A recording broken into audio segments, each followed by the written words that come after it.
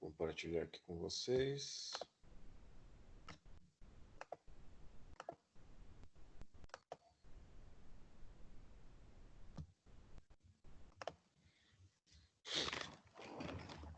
Então, pessoal, relembrando aqui o sistema muscular, temos aí alguns tipos, né, de tecidos musculares, o músculo esquelético, né, que são fibras musculares que vão ter contração mais forte, rápida, descontínua e voluntária, ou seja, a gente vai ter o domínio sobre essa contração muscular, né? Tem um músculo cardíaco que também tem contração forte, rápida, contínua e involuntária, ou seja, ela vai estar sempre contraindo, porém, esse é um tipo de mecanismo que nós não vamos ter controle.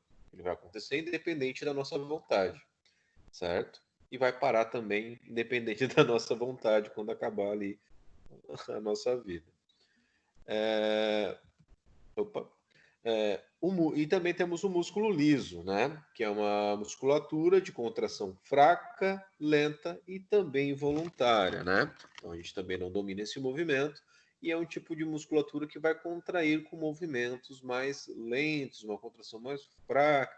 Um exemplo que a gente pode dar é do peristaltismo ali do músculo do intestino, né? Que ele vai estar o tempo inteiro ali fazendo aquele movimento, né? Empurrando ali aquelas substâncias até o seu destino final. E a gente não domina aí esse movimento. Vai acontecer independente se a gente quiser ou não. Mas como é assunto da nossa aula principal aí, né, é o músculo esquelético, que ele vai apresentar aí três funções bem específicas, né? Geração de força para a locomoção e para a respiração, né? Lembrando das estruturas ósseas, né, que eles precisam da musculatura, que é a musculatura que vai gerar movimento a essas estruturas, né? E a respiração, né, que temos músculos que são responsáveis por fazer essa respiração acontecer, onde temos o músculo principal com essa função, que é o diafragma, né, que devido à contração dele vai acontecer ali o processo de inspiração e no relaxamento dele vai acontecer o processo de expiração. Lógico, vão ter outros músculos também envolvidos, mas o diafragma é o principal deles. O segundo é a geração de força para sustentação postural. Temos os músculos, né, que vão sustentar a nossa postura, ou seja, através deles que nós vamos conseguir ficar na posição ortostática, ou seja, em pé, né? E produção de calor durante os períodos de exposição ao frio, ou seja, no momento que a gente sente frio, né? Além daqueles processos, aquele primeiro processo onde o sistema tegumentar vai estar envolvido, né? Que também não deixa de ser uma contração muscular, que é através da contração do edetor do pelo, né?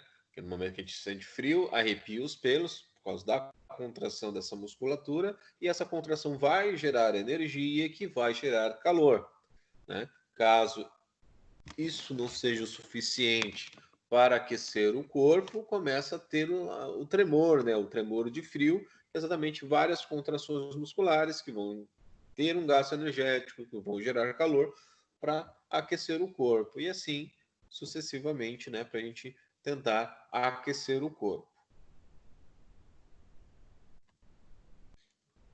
Aqui já temos uma estrutura muscular, onde tem aqui a representação de um osso e do músculo, né? E o que liga essas duas estruturas é esse tecido aqui, que é chamado de tendão, certo? A nossa musculatura, ela vai ser envolvida por um tecido conjuntivo externo que vai envolver totalmente o músculo. Esse tecido é chamado de epimísio, certo? E esse epimísio aqui, ele vai ser dividido em outros grupos aqui, ó. A gente pode ver aqui que eu estou circulando aqui, né? por outros feixes. Esses feixes aqui, né, são envolvidos por um outro tecido conjuntivo aqui também, que é chamado de perimísio. Perimísio envolve esse grupo aqui. E esse perimísio, ele também é dividido por outros menores aqui, ó, outros feixes menores, certo? E esse feixe menor, ele também tem outro tecidinho conjuntivo aqui que envolve ele, que daí é o endomísio, né? E esse endomísio também tem uma divisóriazinha ali, que é onde vai sair, né, a fibra muscular, que é a célula do músculo, certo?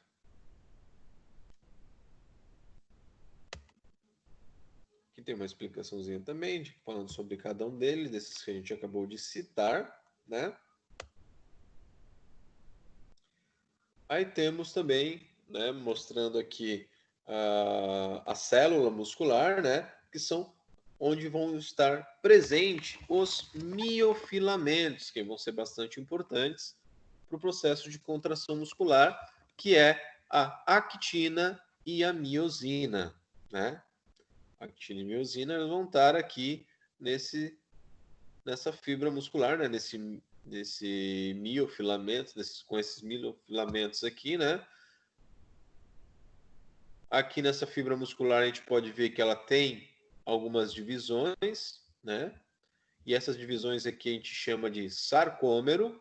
E em cada sarcômero desse ele vai ter aqui esses miofilamentos aqui, ó, um embaixo do outro, né? Então vão ter vários filamentos de actina e miosina. Só mais uma imagem mostrando essas divisões, né? Aqui mais uma. Mostrando tudo, né? A parte do epimísio, o perimísio e o endomísio aqui, né? No caso, que envolve ali a fibra muscular. E aqui os miofilamentos, né? Começando pela actina. A actina a gente pode, aqui representado por essas bolinhas aqui que se entrelaçam aqui, e também vão ter a participação aqui importante dessas outras duas substâncias aqui, que é a troponina e a tropomiosina, que vão também estar aqui enroladinhas na actina. Mas a gente já vai relembrar o porquê que elas são tão importantes. E aqui também, não menos importante, a miosina, né? Que vai ter esses filamentos também aqui entrelaçados e lá no seu final vai ter as suas cabeças, né? A cabeça da miosina que também vai ter uma função importante no processo de contração, né? Então, naquele sarcômero vai ter, como está representado aqui, né? Vários filamentos de actina, miosina, e assim sucessivamente por toda a fibra muscular, né?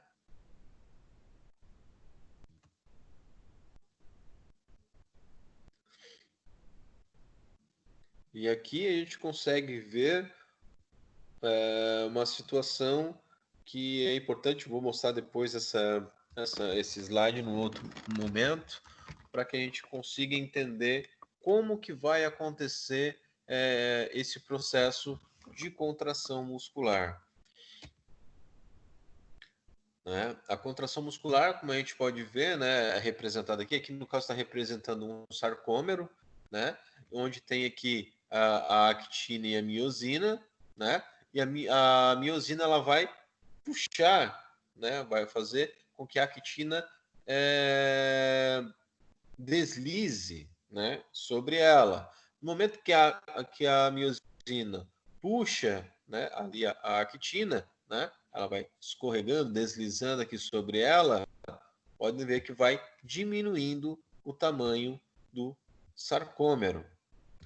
Né? E como eu falei, esse sarcômero ele vai percorrer, né, por toda a fibra muscular. Então aqui tem outro sarcômero, aqui tem outro sarcômero, e toda essa parte da fibra acontecendo esse encurtamento é o que a gente chama de contração muscular, né? A contração muscular não é o encurtamento da musculatura, né? Então é isso que acontece por que a musculatura se contrai, diminui de tamanho, né, encurta de tamanho, exatamente devido a esse deslizamento, né, esse processo de deslizamento da actina sobre a miosina, né? São mais alguns exemplos, né, mostrando que vai ter sarcômero, a actina, a miosina, e vai gerar aí esse processo de encurtamento na contração, né, e o afastamento, né, no momento do alongamento, ou quando essa musculatura está estendida, né?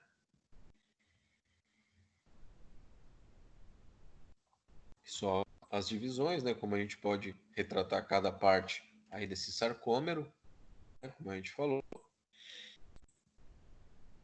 Isso é uma imagem de um corte, né, de uma fibra muscular, né, mostrando a parte aqui do sarcômero, né, que é a parte da divisão entre aqui vai ter os filamentos de actina e miosina.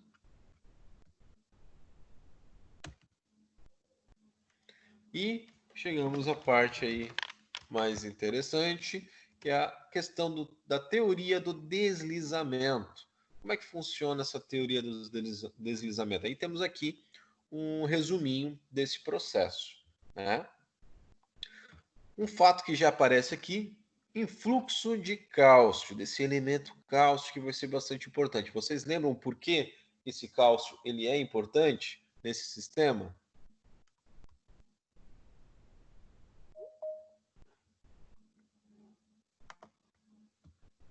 Hein, pessoal? Prof, eu não tô lembrada no momento. Tentando achar se eu anotei alguma coisa, mas o cálcio. Esse cálcio ele vai ser importante. Deixa eu levar de novo lá a imagem que eu falei que queríamos voltar. Acho que eu passei. Aqui.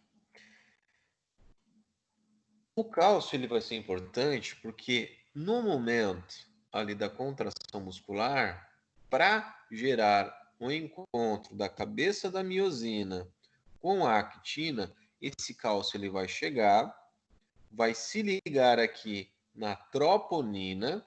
No momento que esse cálcio se liga aqui na troponina, tanto a troponina quanto a tropomiosina vão baixar, deixando exposta aqui a actina, né, que essas bolinhas amarelas aqui representadas aqui nessa imagem. Né? Então ela vai ficar exposta.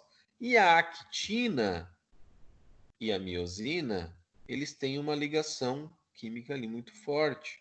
No momento que é liberado esse sítio ativo de actina, essas duas estruturas elas vão se ligar, certo? Aí depois vai acontecer um outro processo. Vamos voltar Professor, lá. acho que foi aquele trabalho que a gente passou para o senhor, né?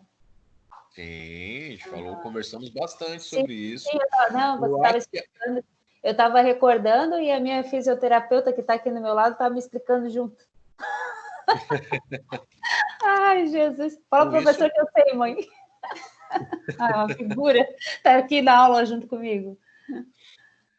então, acontecendo essa ligação, vamos voltar lá para aquele slide.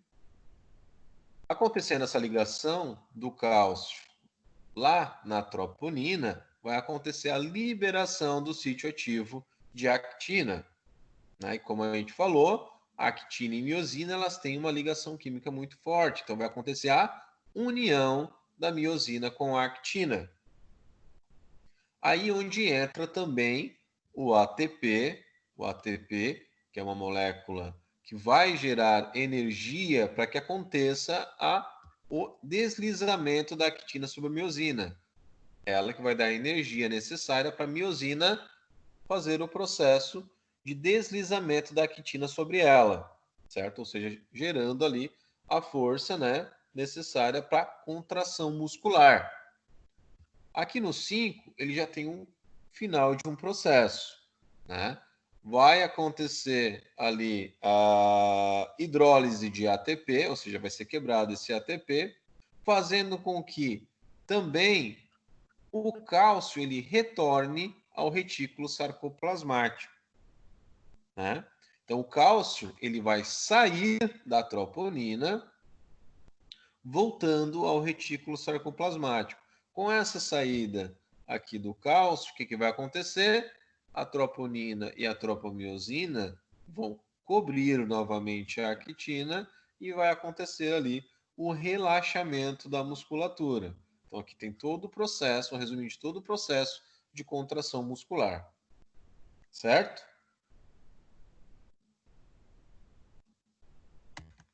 Certo. Beleza. Estrutura e função do sistema nervoso. Como a gente já falou bastante lá na aula, para acontecer um processo de contração muscular, precisa de ter um estímulo nervoso, certo? E esse estímulo, ele vai sair lá do nosso sistema nervoso central, né, como uma informação para que essa musculatura seja contraída. E para acontecer essa condução, né, dessa informação, né, vamos precisar acontecer alguns processos. Vocês lembram o que eu falei que precisa acontecer lá no axônio do neurônio para que essa informação chegue ao seu destino? Como é que acontece esse processo de condução?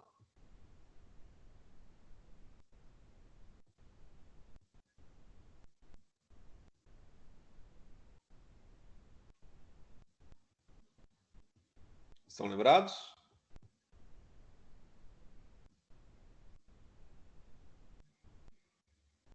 Não, prof, desculpa, é que eu esqueci que meu microfone desligado. Eu também não lembro. Qual era a pergunta, professor? Que não... O que precisa acontecer para que essa informação gerada lá pelo nosso sistema nervoso central percorra pelo axônio, seja conduzida pelo axônio? Axônio, que no caso é essa estrutura aqui, como se fosse o fiozinho que vai conduzir essa informação até o seu destino. Eu acho que o senhor fez até um desenho na sala, eu acho que foi feito, né? Isso. Tá vendo? Eu lembro dos detalhes e não lembro do... Ah, eu sou terrível para me recordar, mas eu... Precisa acontecer um potencial de ação.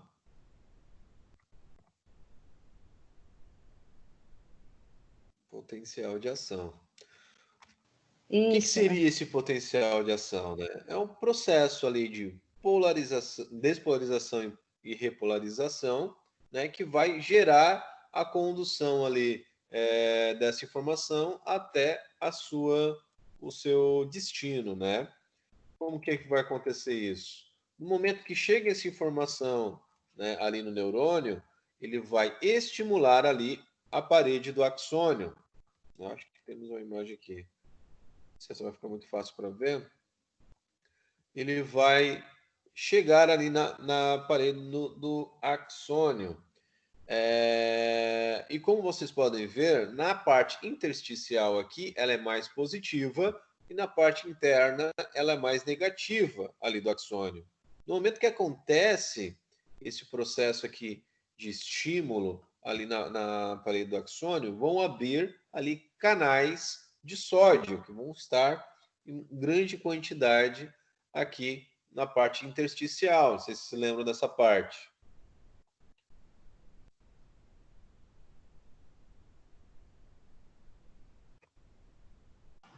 Acho que não, né? Essa é aquela do sódio e potássio? Isso, que daí vão abrir os canaizinhos aqui de sódio e o sódio começa a entrar aqui dentro do axônio, certo? No momento que entra esse sódio aqui no axônio, lembrando que o sódio ele é positivo, ele tem íons positivo, aqui dentro vai começar a ficar mais positivo, certo? Que é o que acontece aqui nesse nosso gráfico aqui. Ele está aqui em menos 70. No momento que acontece o estímulo lá na parede do axônio, começa a entrar sódio dentro do axônio. Então, dentro do axônio começa a ficar mais positivo, como está acontecendo aqui nesse gráfico. Está ficando mais positivo. menos 65, menos 60, até chegar aqui no local, num limiar que a gente chama de limiar de ação, certo? Que é mais ou menos ali menos 55, né? O que vai acontecer lá no nosso axônio?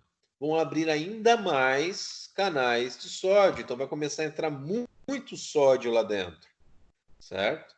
Aí é onde vai dar esse disparo aqui, onde vai dar esse pico aqui de despolarização, que vai sair aqui de menos 55 e ele vai chegar ali até mais 50, certo? Mais 50.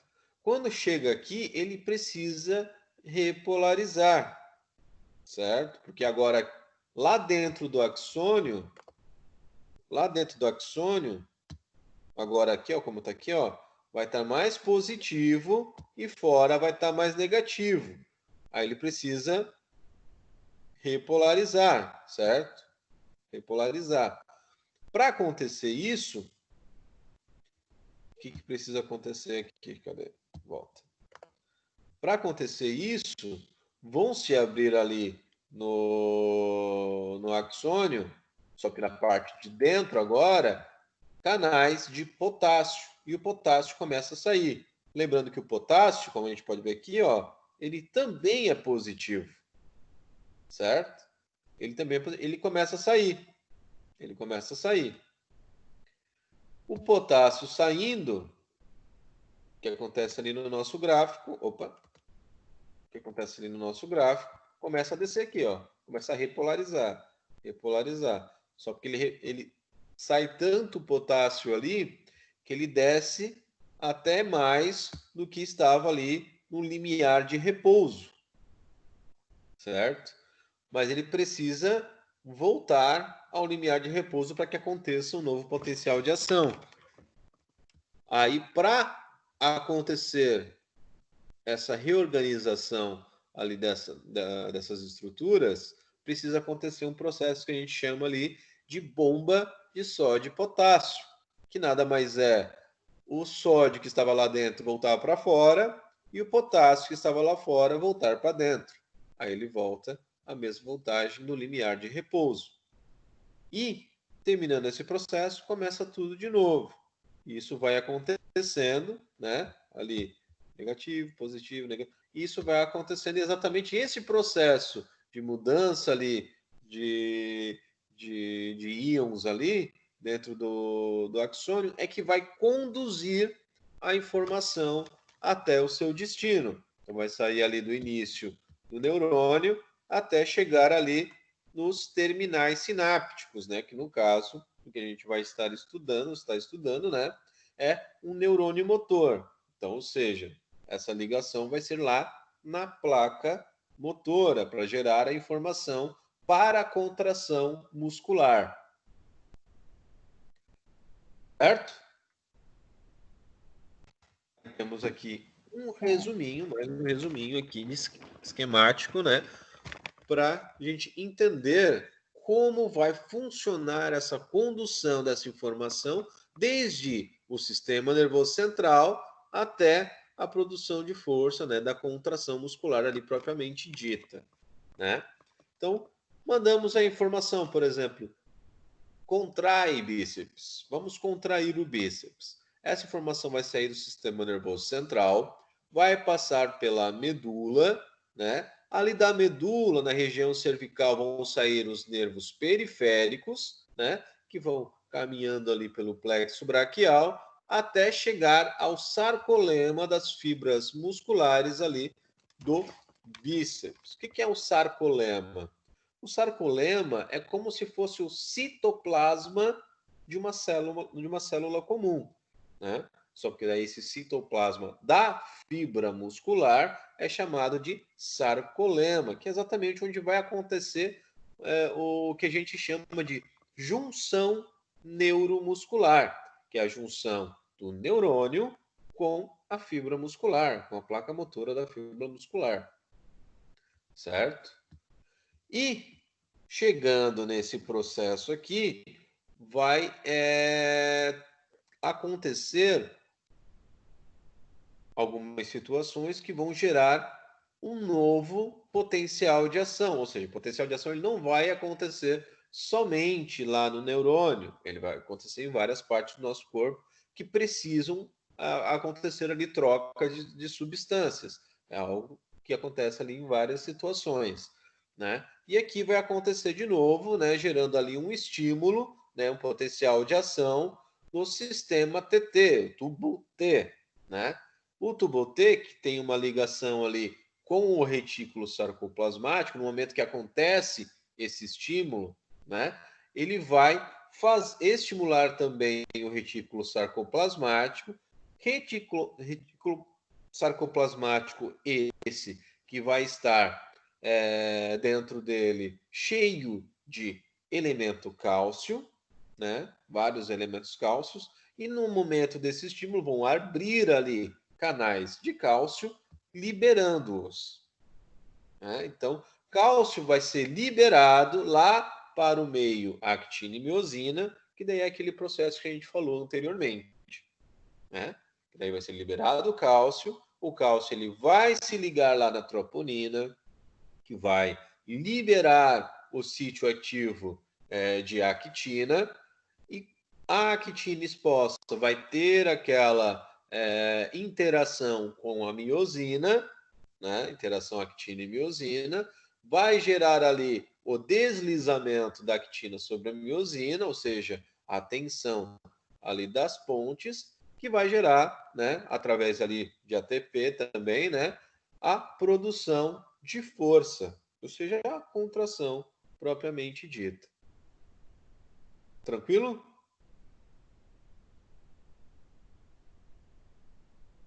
Ou querem que eu repita? Tranquilo, não tá, porque é muita informação, mas deu pra entender. É bastante informaçãozinhas, assim, mas acho que São bastante informaçãozinhas, é verdade. grandes informações. O bom é que vocês vão ter essa aula gravada e vão poder ouvir várias e várias vezes até conseguir pegar, né? Isso, prof, que a gente acaba fazendo isso, né? Porque só assim mesmo para pegar. Mas... É que realmente é bastante coisa, ouvindo assim uma vez, duas vezes, é complicadinho de pegar, mas depois que você entende principalmente como funciona esse processo, fica muito mais fácil, né? Fica como se fosse uma historinha mesmo de como acontece, que tem ali início, meio e fim. Então, depois que você entende essa história, dificilmente você esquece, né? Então, daí vem a pergunta, né? A contração muscular. O que é necessário para acontecer uma contração muscular?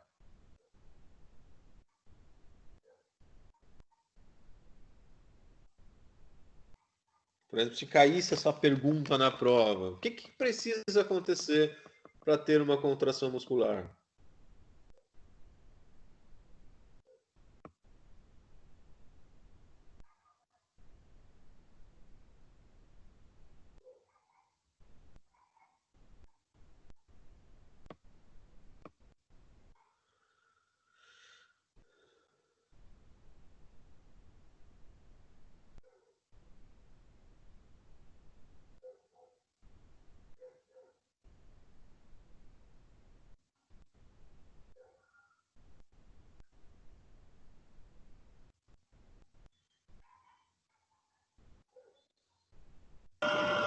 Resumindo, que é muita Resumindo, posso coisa. resumir. A gente precisaria do cálcio livre para ele se ligar ali acho que é na troponina. Não, vai ficar disponível para a troponina permitir o deslizamento daquele complexo, acho que é troponina, tropomiosina, para a exposição do sítio. E a gente precisaria da ligação entre a actina e a miosina.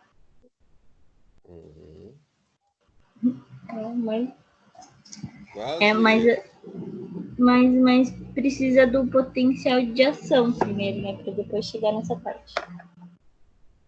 Não é só do potencial de ação. O potencial de ação é só uma situação que precisa acontecer para que a condução nervosa seja conduzida. É um processo natural ali do nosso corpo que vai acontecer em várias situações. Mas aqui, ó, estímulo nervoso, neurotransmissão. A informação precisa precisa ter esse estímulo, né? Por exemplo, a informação que eu quero que aconteça essa contração. Né? Aí vai acontecer o potencial de ação para essa condução ser enviada até a junção neuromuscular, né? E sem dúvida, para acontecer a contração muscular, precisa da interação actina e miosina, né? E para que aconteça esse deslizamento, a gente precisa também da questão metabólica ali de ATP, né? Que é o que vai gerar a energia para que isso aconteça. Então, basicamente, essas três situações precisam acontecer, né? Lógico, tem toda a parte também de vascular também, né? Que é bastante importante, sem dúvida. Certo? De novo.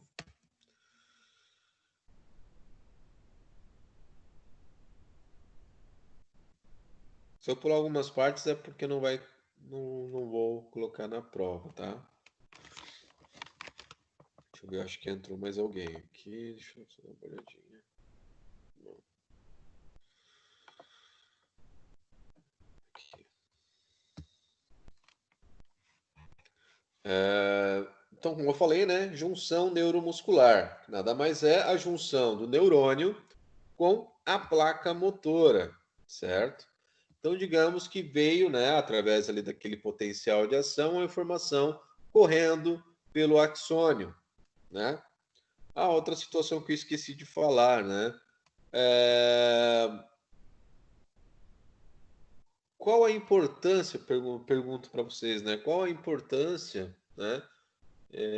Ou função, talvez, do, das bainhas de mielina?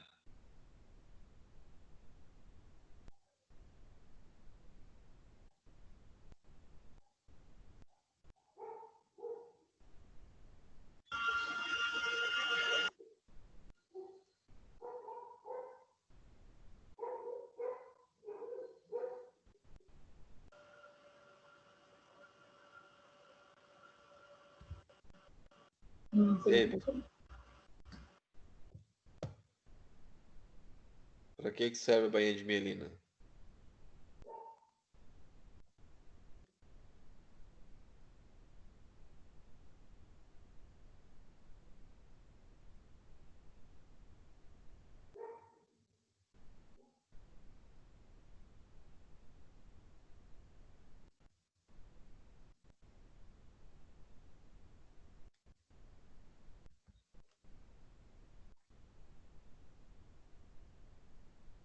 Ninguém?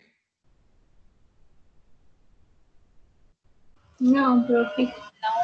Prof, eu estava tentando achar alguma anotação aqui, mas eu não consegui encontrar nada. Vamos voltar para a imagenzinha aqui. As bainhas de mielina, além de proteger, como se fosse ali um isolante, né? Como se fosse uma fita isolante ali no fiozinho que é o axônio, né? Eles vão fazer um processo que a gente chama de condução saltatória, né? Então, ao invés dessa condução ali acontecer através de todo o axônio, né? Ele vai saltar entre essas partezinhas aqui do meio, ó, que não tem a bainha de mielina. São chamados de nodos de Ranvier. Isso faz com que essa condução nervosa aconteça muito mais rápido. Então, uma das principais funções da bainha de mielina é fazer com que essa condução nervosa aqui, essa informação, passe por todo o axônio de uma maneira muito mais rápida.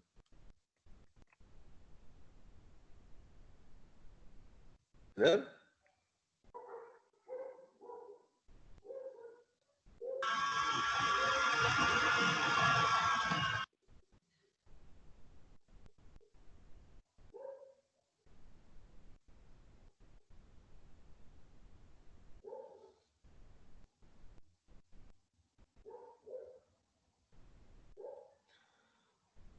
Certo. Deixa eu ver.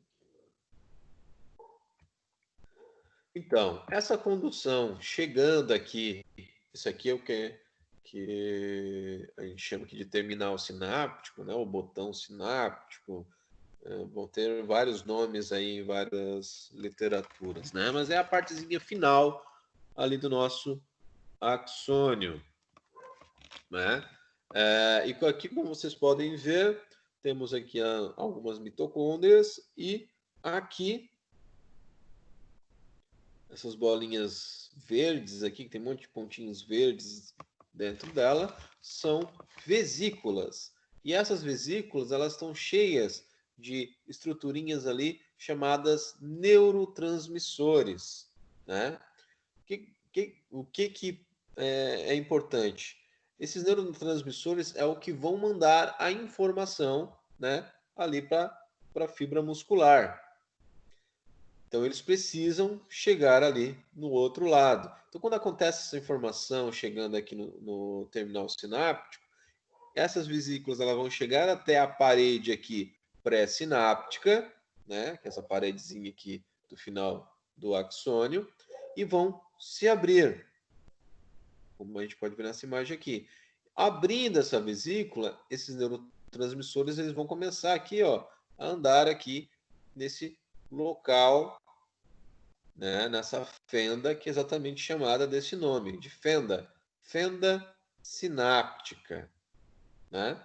E aqui do outro lado, na parede aqui pós-sináptica, né, na fibra muscular, a gente vê que tem uns botõezinhos aqui verdes aqui, ó, né, que são os receptores desses neurotransmissores, né? Então esses neurotransmissores que estão saindo aqui, eles vão lá para se ligar nesses receptores de neurotransmissores. Esses neurotransmissores aqui, que no caso é a acetilcolina. Aqui temos uma imagem aqui um pouquinho mais aproximada, né? Aqui, se vocês observarem, tem um quadradinho preto aqui, né? Esse quadradinho preto é essa estrutura aqui, ó, aumentado, né?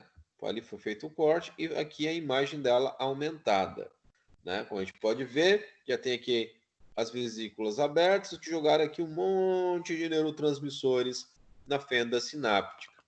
E esse neurotransmissor, né, a acetilcolina, vai se ligar aqui no seu receptor, certo? Quando ele se liga aqui nesse receptor, esse botãozinho aqui, ele se abre, né? Ele se abrindo aqui, vai fazer com que esse sódio aqui, ele entre aqui dentro, certo? Ele entrando aqui dentro, vai gerar o quê? Mais um potencial de ação, certo? Potencial de ação esse que vai acontecer aqui, ó, nesse tubinho aqui, que é chamado de tubo T, né? Tubo T. E esse potencial de ação vai acontecendo aqui no tubo T, e o tubo T, ele tem aqui coladinho, parede com parede, com essa estruturinha amarela aqui, que é chamada de retículo sarcoplasmático, certo? No momento que esse potencial de ação chega aqui, vai estimular esse retículo sarcoplasmático, e esse retículo sarcoplasmático, vocês podem ver que tem um monte de bolinha vermelha aqui dentro, né? Que no caso, essas bolinhas vermelhas são representadas ali pelo cálcio, né? E no momento que é estimulado o retículo sarcoplasmático, vão abrir aqui canais, né, para a liberação deles, que vão chegar aqui nesse local. Como vocês podem ver, que tem aqui actina e miosina. Aí esse cálcio vai chegar lá, vai se ligar na troponina, que vai liberar o sítio ativo de actina, onde vai gerar a interação actina e miosina, né? A teoria ali do deslizamento e geração de força, né? Ali através de ATP. Né? Como eu falei, o ATP vai gerar a força ali para a cabeça da miosina e ela vai puxar a actina, deslizando ela, né? Ou seja, fazendo ali o deslizamento, o encurtamento do sarcômero, gerando a contração muscular. né? Aí a ATP, né? Que é aquela moléculazinha ali importante, né? Que vai gerar força ali, não somente para a contração muscular, mas para ali transmissão nervosa, secreção de glândulas, digestão, né? Entre outras situações, só que a gente está falando aqui da contração muscular, né? Mas só lembrando que ela não vai estar tendo função somente nisso, né? A imagenzinha dessa molécula. E aqui vamos ter outras imagens, né? Mostrando a mesma coisa ali para vocês, né?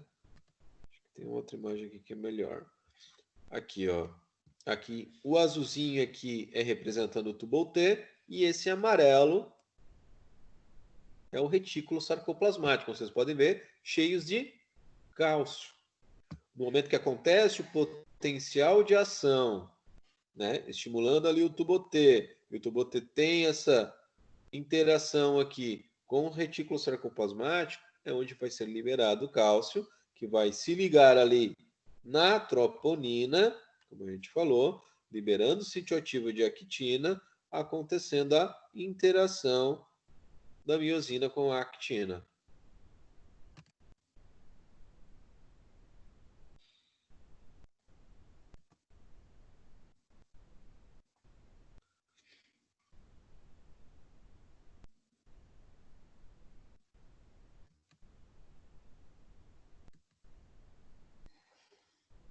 Tranquilo, pessoal? Alguma dúvida por enquanto?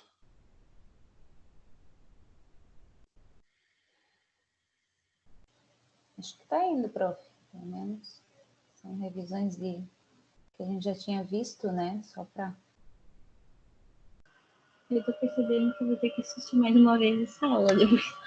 Aí fala, Jéssica, também. Como é que é? A gente vê novamente a aula, rever, né? Porque são bastante Sim. tópicozinhos, né? Para poder lembrar os nomes, as ligações. Sim, sim. Eu vou assistir mais uma vez. Pelo menos. É bastante coisa. É bastante coisa, mas tenho certeza que vocês vão pegar bem. Vamos. E aqui vamos falar agora dos receptores musculares, né? Por exemplo, temos o fuso neuromuscular, né? Os fusos musculares. Eles são localizados ali no ventre muscular e eles têm uma função muito importante no nosso organismo, que é a de informação proprioceptiva. O que isso quer dizer, né? De informação de como está posicionado o nosso corpo, né? Se esse músculo está alongado, se ele está contraído. Ele que vai, ele, né, entre outros receptores, que vão enviar essa informação para o nosso sistema nervoso central. Por isso que a gente sabe que o nosso braço, por exemplo, está flexionado ou estendido, mesmo que a gente esteja com os olhos fechados, né? É por isso que a gente tem essa percepção de como o nosso corpo está posicionado. E ele também tem uma outra funçãozinha de proteção, né? Que ele fica hiperexcitado no momento de estiramento. Né? Quando a gente, por exemplo, se você estiver fazendo um alongamento e alongar demais essa musculatura, ele vai estar hiperexcitado, ou seja, ele vai mandar uma informação sensitiva, né? Uma informação sensitiva para a parte posterior da medula, né? Que é a região onde vai receber os nervos sensitivos, né? Ou seja, uma aferência, né? Para informar o sistema nervoso central de, se continuar alongando, vai romper essa musculatura, vai gerar lesão. Aí, o sistema nervoso central vai mandar uma informação motora, né, via eferência, né, que passa ali pela parte anterior da medula, né, para que o quê? Aconteça a contração da musculatura e não deixe que esse estiramento, né, muscular gere lesão. Então, é um sistema de proteção ali da nossa musculatura, certo?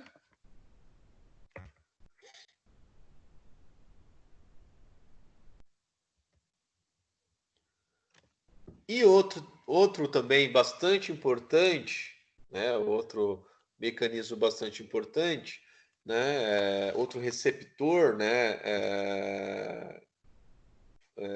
Sensitivo que a gente tem ali nas estruturas musculares é o órgão tendinoso de Golgi, o OTG, né? Só que diferente do fuso neuromuscular, o OTG ele vai estar localizado lá no tendão, mas ele também vai ter essa importância proprioceptiva para o nosso sistema nervoso central, também informando como está posicionado, se está alongado, se está contraído, mesma situação. Só que ele vai estar hiperexcitado no momento de contração muscular. Né? Digamos, está tendo uma contração excessiva da musculatura, ou estou pegando um peso excessivo, que aquela musculatura talvez não aguente e pode gerar ali uma lesão. Então ele vai mandar essa informação sensitiva lá para o sistema nervoso central, e o sistema nervoso central vai mandar ali, no caso, uma eferência, uma informação motora, para relaxar a musculatura. Só porque não é um relaxamento comum, é praticamente um desligamento da musculatura mesmo, né? Não vai conseguir mais contrair aquela musculatura naquele momento. Como eu dei o exemplo para vocês daqueles acidentes que acontecem em academia, da pessoa lá levantando aquele peso excessivo e de repente do nada o peso cai no peito do cara, né? Não é nem aquela coisa gradativa, porque quando o cara não aguenta o peso por questão somente de força, o peso vai caindo devagar até chegar no peito do cara. Agora, quando desliga realmente por essa função do OTG, é onde o peso cai com tudo no peito do cara e pode ser muito perigoso, né? Aí temos uma outra situação aqui, né? Que é das lesões, né? As lesões elas têm uma graduação aí de primeiro, segundo e terceiro grau, né? Aqui está escrito distensão e está aparecendo aqui um estiramento. Já vou explicar para vocês a diferença entre distensão muscular e estiramento, né? A distensão muscular ela acontece normalmente aqui na junção entre tendão e músculo ou no tendão. Já o estiramento é como está aqui na foto, tá? Porém, a graduação é feita da mesma forma. O estiramento ou distensão grau 1 vai ter ali a lesão, porém não haverá ruptura de fibras, seja ela muscular ou tendínea. No de grau 2, vai ter aqui uma ruptura parcial, né? Vai ter a ruptura ali de algumas fibras, né? E no de grau 3 vai ter a ruptura completa, né? Então já é uma lesão aí mais grave.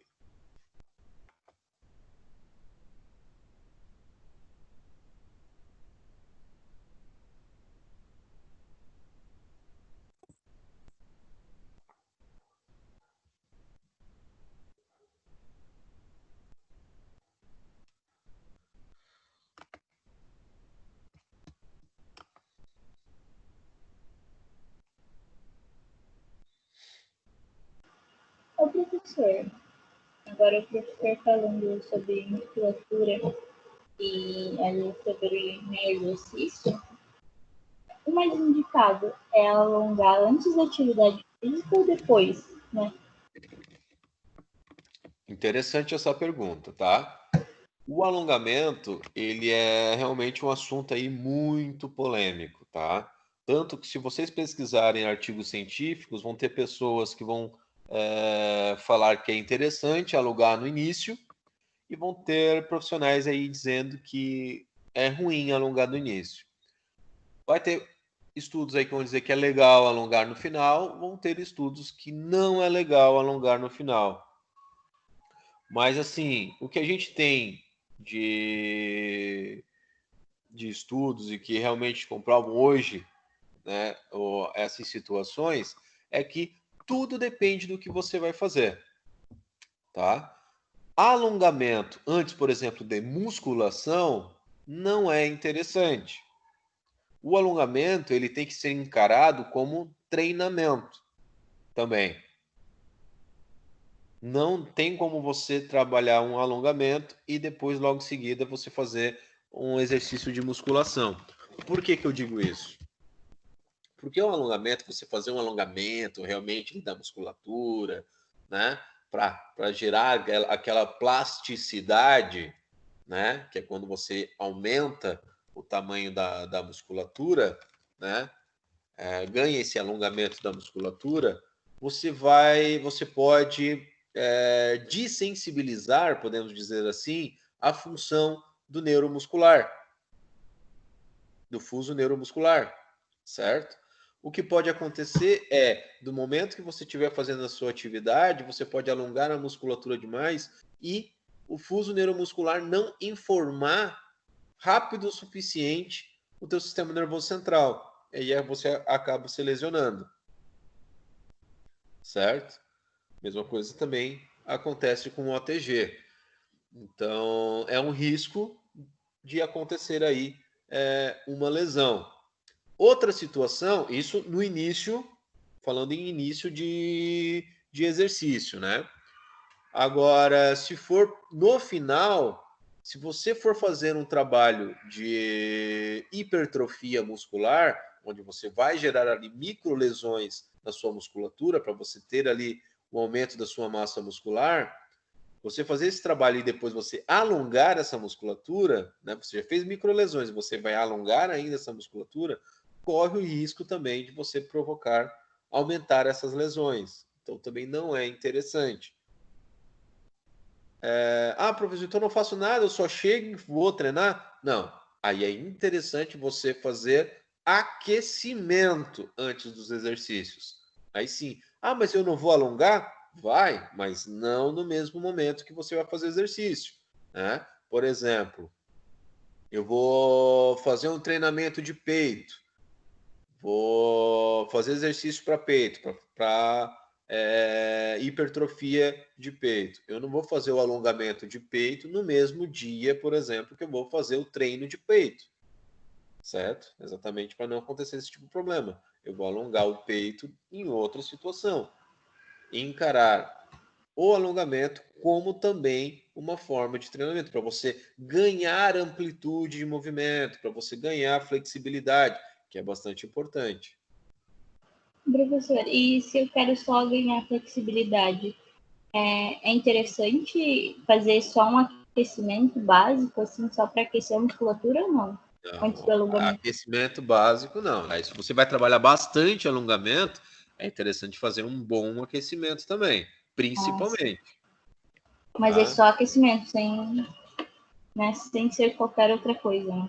Qualquer Não, outro daí faz um exercício. aquecimento, aí você vai fazer os exercícios de alongamento para ganhar flexibilidade. Sim. Obrigada pela ajuda. Nada. Mais alguma dúvida, pessoal?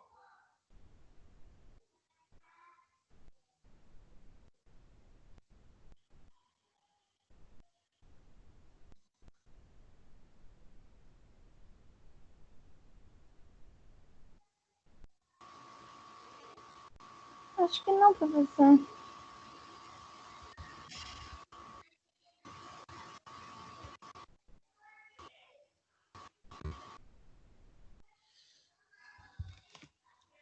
Beleza, vamos passar aqui para o próximo slide.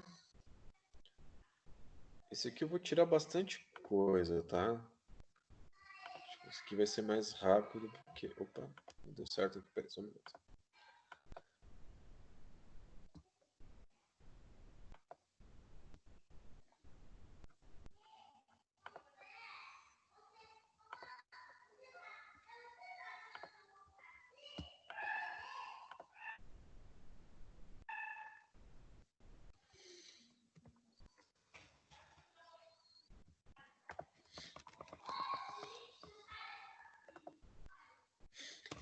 Então, pessoal, componentes anatômicos aí da musculatura, né?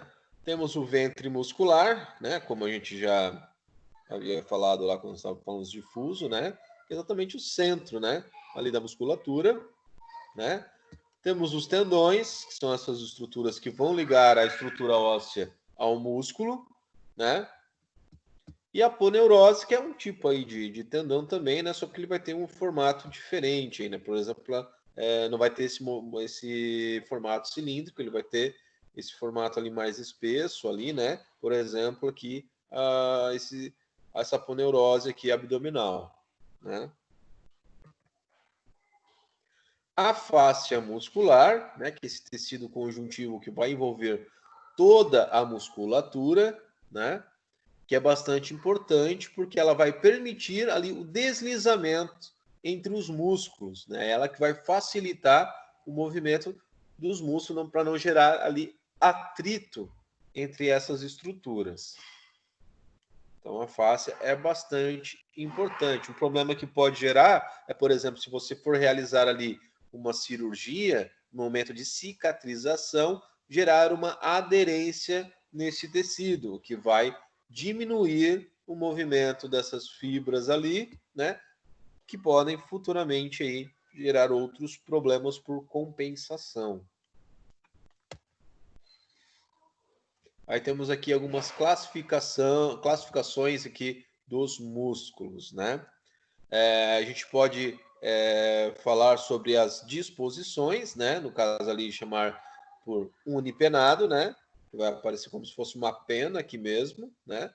Um exemplo aqui, um músculo semimembranoso, que é um músculo que a gente tem ali na posterior da coxa, né? Temos o músculo bipenado, que parece como se fosse duas peninhas aqui, né? Temos como exemplo o músculo gastrocnêmio, que é o músculo que a gente tem ali na panturrilha, né? Esse músculo da panturrilha. E multipenado, como se fossem várias peninhas, né? Temos como exemplo o músculo deltoide, que é o músculo aqui que a gente tem no ombro, né? Esse músculo mais volumoso que a gente tem ali no ombro. Podemos falar sobre a sua forma, né? Se é um músculo longo, né? Se é um músculo largo, como aqui a parte da abdominal, se é um músculo curto, aqui acho que é o quadril, e o músculo circular, né? Como o músculo aqui da boca, das expressões faciais, né? Também pode ser. Ser classificado também ali por cabeças, né? Lembrando aqui que a nomenclatura CEPS significa ali cabeça, então temos o músculo bíceps, né? Temos o bíceps braquial ali do braço, temos o bíceps femoral, que é também ali da posterior da coxa, né? Temos o tríceps ali do braço, né? Que tem 3 cabeças, e o quadríceps da parte anterior da coxa, né? Que é uma musculatura que tem ali 4 cabeças, né? São os músculos ali vasto lateral, vasto medial, vasto intermédio e o reto femoral.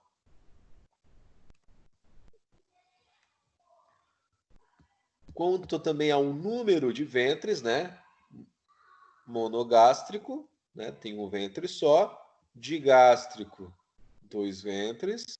Né? E no caso aqui do abdômen, aqui temos vários ventres, é chamado de poligástrico. E por caudas também, né? No caso monocaudado, uma cauda só, e multicaudado, como aqui da musculatura do pé, né? Que vão ter várias caudas ali também. Temos também os músculos classificados em superficiais, que são esses músculos, né? Que vão ser inseridos diretamente na tela subcutânea, ou seja, são esses músculos responsáveis pelas expressões faciais. E os músculos mais profundos, né? Que a gente pode citar aí esses músculos que estão ali, principalmente ali, responsáveis por manter a postura ali do nosso corpo, né? Esses são também igualmente importantes. Os músculos intrínsecos, né, que são aqueles músculos que têm origem e inserção no próprio membro, né, como a gente pode citar aí os músculos dos pés, né, que iniciam e terminam ali no próprio membro. Aqui também bastante importante, são a classificação dos músculos com relação à sua ação, né? Temos ali o músculo agonista, que é um músculo que vai gerar a ação, né, diretamente ali a ação, por exemplo, na flexão de antebraço, na flexão ali do cotovelo, né? O músculo bíceps, né, ele vai contrair, né? Ele vai aproximar ali as suas estruturas. Então, ele nesse momento ele está sendo o agonista, porque ele está exercendo a ação, né? Já o antagonista, ele vai ser o que fará o movimento contrário, mas que naquele momento tem que estar relaxado para que aconteça o movimento. Por exemplo, no movimento de flexão de cotovelo, quando o bíceps estará em ação, ele será o agonista. O tríceps, que é a parte de trás ali da musculatura, ele vai ser o antagonista, porque ele precisa estar relaxado para que aconteça esse movimento. Por exemplo, agora se eu estender o meu cotovelo, ficar com o braço esticado, o músculo que vai exercer essa função será o tríceps. Ele que vai contrair para que eu estenda o meu braço. Portanto, o bíceps, que faz o movimento contrário, neste momento, no movimento de extensão, é ele que será o antagonista. Já o sinergista é quando dois músculos ou mais vão estar contraindo para gerar um movimento. Né? A gente pode dar de novo ali o exemplo da flexão ali de cotovelo, onde o braquial e o bíceps braquial vão contrair juntos para realizar esse movimento. Né? Ou como a gente falou ali do quadríceps, né, que são 4 músculos, eles vão contrair para gerar ali o movimento de extensão do joelho, por exemplo, né, de esticar o joelho. Então, eles estão sendo sinergistas neste movimento.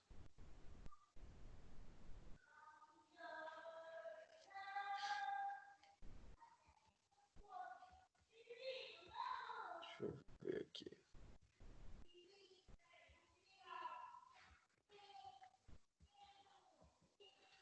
Aí depois só podemos... Essas partes de movimentos aqui, eu não vou colocar na prova para vocês, tá? Vai ficar ali no material só para vocês entenderem, saberem que existe, né? Mas no caso, para vocês, ele não é tão necessário. Né? Se tivesse na turma aí Educação Física, Fisioterapia, onde há uma necessidade de conhecer todos esses movimentos, mas para vocês acho que é mais interessante a parte fisiológica do que propriamente dito os movimentos, né? Também não vamos começar diretamente aqui. A gente não vai reclamar, professor. Oi? Nós não vamos reclamar. Hipótese nenhuma. Meu medo era o professor botar uns desenhos daquele ali que a gente tenha que falar o que está acontecendo. O que é flexão, o que é extensão, abdução, rotação interna, rotação externa. As rotações ali. Aham. Negócio. Não, vou deixar, não. Isso aí não vai cair, não. Eu vou fazer a prova mais voltada aí. Com vocês dá para fazer, né? Na outra turma já tem fisioterapia, educação física, aí já tem que enfermagem, ser... né? Acho que enfermagem, que precisa também bastante. Então, precisa ser mais amplo. Mas daí vamos focar um pouquinho, já que é só farmácia, a turma inteira é um único curso, né? Então fica mais fácil da gente ser mais focado. Força muscular e resistência. Não. Tipos aí de fibras musculares, né? Temos o tipo 1, né? Que são fibras de contração lenta, são mais vermelhas, né? E o do tipo 2, que tem contração mais rápida, são fibras mais brancas, né? E a gente já vai falar um pouquinho melhor sobre elas. Então, as fibras do tipo 1, como a gente falou, né? Ela tem uma contração mais lenta, elas são mais avermelhadas, né? Elas têm um menor diâmetro, né? Com um maior fornecimento sanguíneo, né? Ou seja, elas precisam de um suporte maior de oxigênio, então elas vão estar mais envolvidas em exercícios aeróbicos, certo? Porque também elas vão ter ali um resultado ali grande de produção de ATP, né? Produzindo ali um esforço mais duradouro, ou seja, vão estar trabalhando mais em exercícios de endurance ou resistência. Por exemplo, maratonas, né? Atividades onde vão ter ali onde o indivíduo vai ter que ter uma resistência melhor, vai ter contrações sucessivas ali, né? E ele vai ter que ter esse condicionamento para isso dessa musculatura, certo? Vamos para cá. Já as do tipo 2, né? Elas já são mais brancas, têm um maior diâmetro, né? Tem um metabolismo energético do tipo anaeróbico, né? Então, elas já vão ser fibras musculares onde a necessidade do ATP, né? Ele vai buscar esse ATP, né? Numa situação ali, como posso dizer, eles vão buscar energia mais rápida, por exemplo, ali pela quebra de glicose, né? Exatamente porque eles vão precisar dessa energia, né? Para exercer aqueles exercícios de maior força, né? De maior explosão, por exemplo. Como a gente pode dar o exemplo, a musculação, né? Para você conseguir ter força suficiente, né, e criação de ATP suficiente para exercer esse tipo de energia, né, é onde vai estar estimulando mais essas fibras musculares. Não sei se vocês conseguirem entender.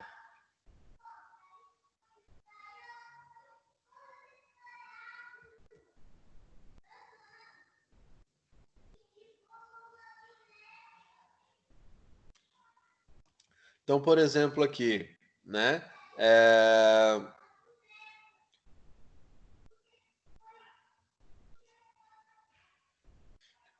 além de acontecer, né, de ter essa necessidade, né, de resgatar esse ATP devido ali de forma mais rápida, né, que no caso vai ser na quebra ali da glicose, né, que é essa capacidade glicolítica, né, ele vai ter também uma fadigagem mais rápida, ele vai cansar mais rápido, porque ele vai trabalhar de forma anaeróbica, né?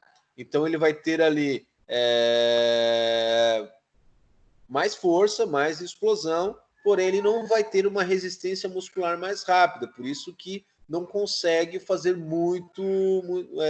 muitas contrações, digamos assim, né? Na musculação, por exemplo, você vai fazer lá um exercício, você consegue fazer um certo número de contrações e não consegue passar de muito mais que isso, né? Porque são essas fibras musculares que estão sendo trabalhadas naquele momento. Né? Um exemplo ali no caso, né? Musculação, tiros de 200 metros, que é aquelas provas rápidas de atletismo, né? Por mais que seja atletismo, que a gente já remete, né, o atletismo à atividade aeróbica, né, atividades de resistência. Mas aqueles tiros de 200, 100 metros, é tão rápido que se bobear, o cara nem respira, né, no momento desse tipo de prova, de tão rápido que é mais de explosão muscular do que ter aquela contração contínua, né, onde vai ser as contrações de musculaturas do tipo 1.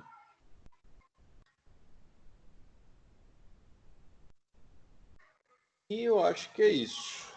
Professor, então, tipo 1 seria mais força, não sei se eu entendi, força de musculação, e o tipo 2 seria mais como se fosse de ataque para dar mais agilidade. É assim, mais ou menos? Não entendi. Eu entendi mais ou menos assim, ó, que o tipo 1, como se fosse força, né? Resumindo, né? Tipo de fazer musculação, né? E o tipo 2 seria mais a força muscular. Não, na verdade, o de tipo 1 são aquelas fibras musculares onde tem um suporte sanguíneo maior, até por isso que a coloração dela é vermelha, né? Contração lenta, né? E ela vai precisar de maior oxigênio, porque o metabolismo dela, a produção de ATP, por exemplo, dela, vai acontecer continuamente. Por isso que ela acontece, né, a forma que ela pega essa energia, ela vai conseguir ter uma contração mais duradoura, né? Então, são músculos que vão conseguir ter um trabalho por maior tempo. São aquelas musculaturas, por exemplo, ali da perna, que a gente consegue fazer ali uma prova de 2 horas, obviamente se a pessoa for bem treinada. Não eu, né? Eu não consigo correr daqui ali na esquina. Mas um cara que é treinado, ele vai conseguir correr ali por 2 horas continuamente, né? Porque ele está trabalhando essas fibras do tipo 1. Entendi. Agora, fibras do tipo 2, que no caso pode ser até a musculatura da perna, porque também vai ter esses 2 tipos de músculo, né? Aí onde você vai colocar uma carga maior, né, para fazer um exercício de musculação, onde você vai precisar de uma explosão muscular maior, né? São fibras musculares de um maior diâmetro, porque vai precisar de muito mais força, aí elas também vão ter um processo de fadiga, vão cansar muito mais rápido também, até porque o processo dela de metabolismo também é diferente, né? Como eu falei, é devido ali à quebra de glicose. Por isso que para essas pessoas que fazem academia, que fazem esse tipo de